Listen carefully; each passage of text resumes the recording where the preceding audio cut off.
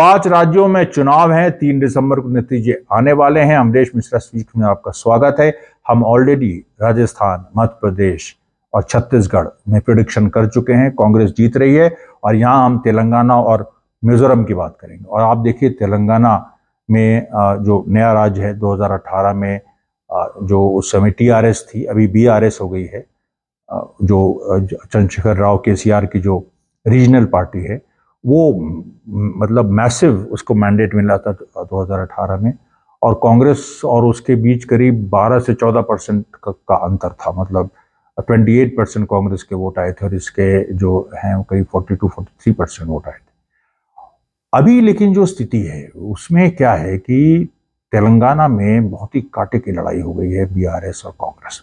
इतनी कांटे की लड़ाई हो गई है कि 1% ज्यादा कई ओपिनियन पोल्स ने कांग्रेस को दिए हैं।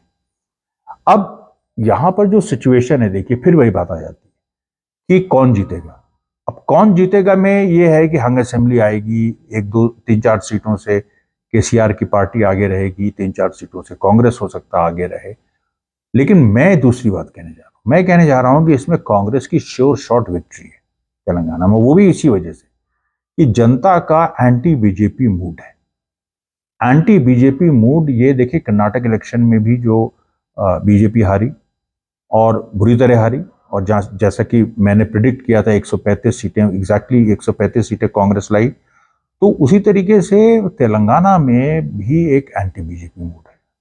और ये एंटी बीजेपी मूड जो है वो जो सभी तबके हैं तेलंगाना में, आदिवासियों का एक बड़ा हिस्सा है, दलितों का है, जो वहाँ के पिछड़े हैं उनका है, और खासतौर पे मुस्लिम, क्योंकि राजस्थान, मध्य प्रदेश और छत्तीसगढ़, इसमें मुस्लिम कम है।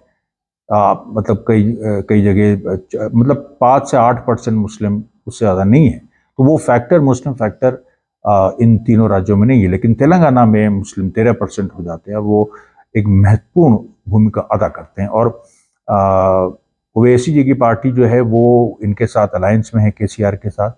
लेकिन उस पार्टी का जो स्ट्रॉन्ग होल्ड है हैदराबाद, वो केवल 9 सीटों पर चुनाव लड़ रहे हैं। 119 सीटें हैं तेलंगाना की, वो केवल 9 सीटों पर चुनाव लड़ रहे हैं। तो अब बाकी जगह जो है वो मुस्लिम मतदाता कहाँ जाएगा? वो केसीआर के साथ जाएगा कि वो कांग्रेस के साथ जाएगा? और अभी की स्थिति में दिख रहा है कि वो कांग्रेस के साथ जाएगा। कांग्रेस के साथ जाएगा, इसका मतलब है कि लोकल फैक्टर्स की वजह से नहीं, बल्कि जो एक राष्ट्रीय जो एक एंटी बीजेपी वोट है उसकी वजह से। और उसके साथ जो आदिवासी जनता है, जो वहाँ की आम जनता है, और तेलंगाना में भी एक मतलब एक क्रांतिकारी स्टेट रहा है। आंध्र प्रदेश का हिस्सा था पहले, और उसको कांग्रेस ने ही एक नए राज्य का दर्जा दिया था। और वहाँ पर एक बहुत बड़ा जन आंदोलन, एक सामंतवाद विरोधी कम्युनिस्ट पार्टी ने जिस आंदोलन को लीड किया था निज़ाम के खिलाफ, इसको तेलंगाना अपसर्ज कहते हैं, वो वहाँ पर हुआ। और उसके बाद इंडियन आर्मी को आना पड़ा और फिर तेलंगाना स्टेट इंडियन यूनियन में मर्ज किया।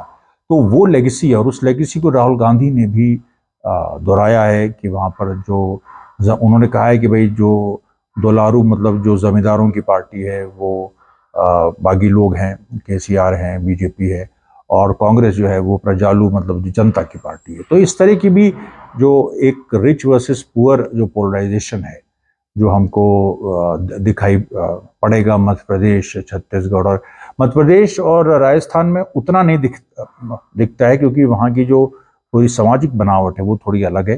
छत्तीसगढ़ में हमको वो दिखेगा कि खासतौर पे जो गरीब जनता है वो कांग्रेस को वोट करेगी। तो गरीब जनता एंटी बीजेपी वोट दिखा रही है। और तेलंगाना में भी जो गरीब जनता है वो कांग्रेस को वोट करेगी, और एंटी बीजेपी वो हो रही है। ये तेलंगाना के चुनाव से भी स्पष्ट हो जाएगा। अब हम आते हैं मिजोरम पे। मिजोरम में देखिए मणिपुर का सीधा असर है।